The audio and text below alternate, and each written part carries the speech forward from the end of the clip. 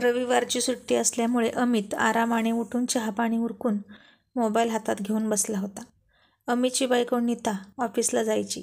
रविवारची सुट्टी असल्यामुळं तिनं आवरायला घेतलं होतं. इतक्यात कोणीतरी दार वाजवलं. नीतानं आवाज देऊन विचारलं, कोण आहे? तर बाहेरून आवाज आला, मी रतन. अमित दादा आहेत का घरात?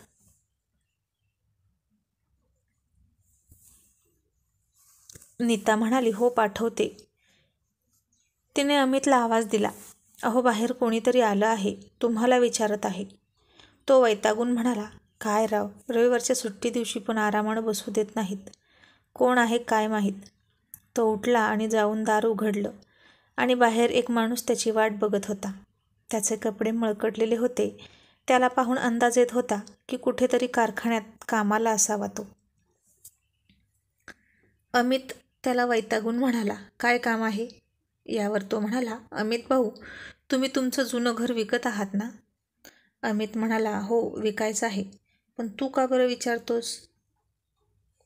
रतन म्हणाला, अमित दादा, मी कुणाकडून तरी कळलं मला की तुम्ही घर विकत आहात. मी तुमचं घर घेणार आहे. मला घराची फार गरज आहे. त्या घराची किंमत काय आहे? अमित म्हणाला, सांगायचे आहेत 5 लाख, पण जर आपण एकत्र बसलो तर कमी जास्त करून घेऊ. रतन म्हणाला, 3 लाखात नाही का जमणार? अमित म्हणाला, नाही, शेवटचे 4 लाख. मग तुमची पसंती. रतन म्हणाला, ठीक आहे, मी 50,000 रुपये घेऊन आलो आहे. आपण विसारपावती करूया.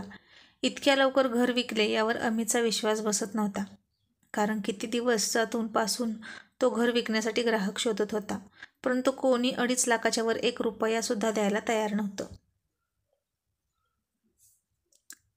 कारण ते घर फार छोटं होतं. एक किचन आणि हॉल होता. मेन रोडपासून ती जागा खूप लांब होती. 5 किलोमीटर अंतरावर गावाचा तालुका होता.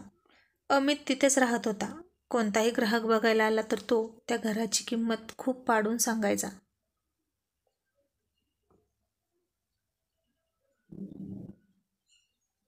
परंतु रतनने काहीही न बोलता 4 लाख रुपये ठरवून दिले होते.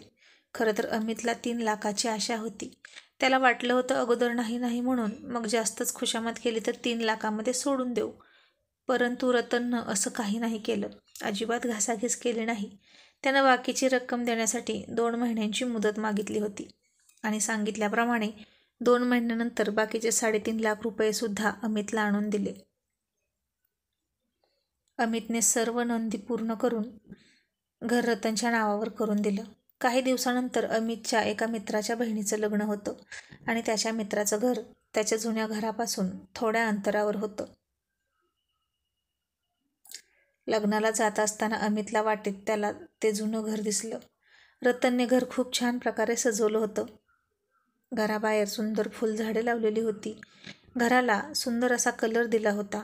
बाहेरच्या भिंतीवर लक्ष्मीची पेंटिंग सुद्धा काढलेली होती आणि बाजूलाच एक छोटीशी खोली बनवलेली होती. ती त्याचं स्वयंपाकघर वाटत होतं. अमित विचार करत होता,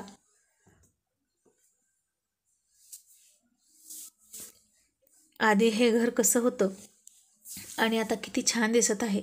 त्या घराला बघून वाटत नव्हतं की ते जुनं घर आहे. रतनने त्या घराला एकदम नव्या घरासारखं चकचकीत बनवलं होतं. घराच्या उजव्या बाजूला आईनं लावलेलं आंब्याचं झाड आता खूप मोठं झालं होतं आणि अमितची नजर त्या झाडाकडे गेली तसा तो अवाक झाला. झाडाखाली तर त्याची आई एका लहान बाळाला जवळ घेऊन बसलेली होती. तो मनातल्या मनात म्हणाला, अरे आपण तर आईला वृद्धाश्रमात नेऊन सोडलं होतं, मग आई इथे कशी काय आली? हा आपला भ्रम तर नाही ना? त्याला वाटलं जाऊन विचारावं आईला इथे कशी म्हणून, परंतु त्याची हिंमत झाली नाही आणि तो तसाच लग्नात निघून गेला. पण खरं त्याचं म्हणजे लक्ष लागत नव्हतं. तो विचार करत होता, मी आज रतनला आईबद्दल विचारूनच राहणार. त्याने लग्नात जेवण केलं आणि घराकडे निघाला. तितक्यात वाटेत त्याला रतन भेटला. अमितने रतनला पाहून गाडी थांबवून विचारलं. रतन म्हणाला, अरे अमित भाऊ, तुम्ही इकडे कसे काय? अमित म्हणाला, अरे मी लग्नाला आलो होतो. रतन, तसं तू तुझं घर खूप छान सजवलेलं आहेस. रतन म्हणाला, अमित भाऊ, हे घर मी नाही, माझ्या आईनं आणि माझ्या बायकोनं सजवलेलं आहे. अमितलाही आईविषयी जाणून घ्यायचं होतं. त्यानं रतनला लगेच विचारलं, माझी आई तुझ्या घरी कशी काय? यावर रतन म्हणाला, अमित भाऊ, हे घर मी तुमच्याकडून फक्त आईसाठी विकत घेतलं आहे. अमित आश्चर्याने म्हणाला, अरे पण तू माझ्या आईला कसा ओळखतो? त्यावर रतन म्हणाला, अमित भाऊ, मला तुम्ही ओळखत पण नाही, पण मी तुम्हाला ओळखतो. लहानपणापासून मी तुम्हाला ओळखतो. तुम्ही लहानपणापासून शहरात शिकलात, मग तुम्हाला आमच्याविषयी कशी माहिती असणार? परंतु मी सांगतो तुम्हाला, मी लहान असताना माझे वडील खूप दारू प्यायचे. दारूच्या व्यसनाने माझ्या आईला मारायचे, दिवसभर उपाशी ठेवायचे. तेव्हा मात्र मीराई माझ्या आईला जेवण द्यायच्या, आम्हाला सांभाळायच्या. माझा बाप जे काही कमावत होता ते फक्त दारूतच गमावत होता. म्हणून घर खर्च चालवण्यासाठी माझी आई खूप काबाड कष्ट करायची.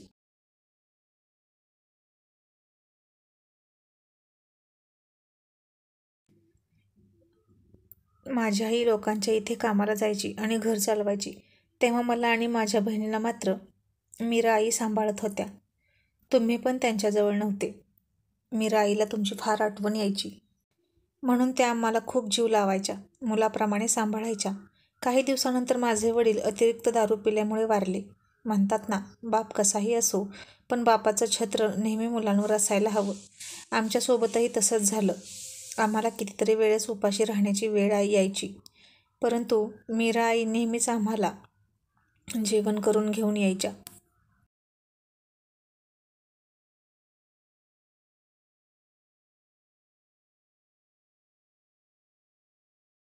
त्यांनी कधीच आम्हाला उपाशी राहू दिलं नाही. नंतर माझे मामा आम्हाला घेऊन गेले.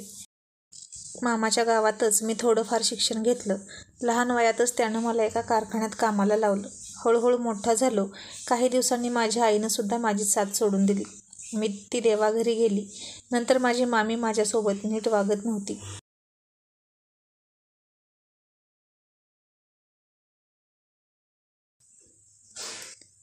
ती नेहमी मला कामं सांगायची, मला तुच्छ लेखायची. मामाचा माझ्यात जीव होता, पण मामीपुढं त्याचं काही चालत नव्हतं. मामाने एक मुलगी बघितली, तिच्यासोबत लग्न लावून दिलं. माझी बायको तशी चांगली निघाली. ती पण अनाथच होती. तिलाही आई वडील नव्हते. मी ज्या कारखान्यात कामाला होतो तेथील मालकांनी माझं काम बघून मला परमनंट करून दिलं. आमच्या कारखान्यात कपडे बनवले जातात. आमच्या मालकाच्या मुलाचा वाढदिवस होता, म्हणून त्यांनी वृद्धाश्रमातील म्हाताऱ्या लोकांना कपडे द्यायचं ठरवलं. त्यांनी त्यांची मदत करण्याकरता मलाही त्यांच्यासोबत वृद्धाश्रमात नेलं. कपडे वाटप करताना मला मीरा आई दिसल्या, म्हणून त्यांना बघून मला खूप आनंद झाला. पण त्यांना बघून वृद्धाश्रमात पाहून मला खूप वाईट वाटलं. अमित मान खाली घालून सगळं ऐकत होता. रतन म्हणाला, मी घरी गेलो आणि माझ्या पत्नीला भूतकाळातील सगळ्या गोष्टी सांगितल्या. मीरा आईने केलेले उपकारही तिला सांगितले. मी तिला विचारलं, आपण आईला घरी आणायचं का? तर तिने लगेच होकार दिला. तीही आईच्या प्रेमाला तरसलेली होती. आम्ही दुसऱ्या दिवशीच वृद्धाश्रमात गेलो. आईला भेटलो. त्यांनी मला बघताच ओळखलं. मी आईला माझ्या बायकोचा परिचय करून दिला. आम्ही दोघांनी त्यांना घरी येण्याची विनंती केली. त्यासुद्धा लगेच तयार झाल्या.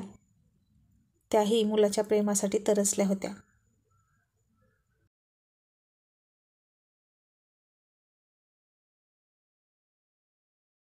आम्ही त्यांना घरी घेऊन आलो. त्यांच्यासोबत राहिल्यावर कळालं की त्यांना जुन्या घराची खूप आठवण येते. त्या म्हणायच्या, त्या घरात त्यांच्या खूप आठवणी आहेत. त्यांना त्या घरात जावंसं वाटत होतं. पण तुम्ही ते घर विकत आहात हे कळलं, त्यांना माहीत झालं, तेव्हा त्या फार निराश झाल्या होत्या. म्हणून मी आईसाठी हे घर विकत घेतलं. आईला मुलगा भेटला, मला आई भेटली.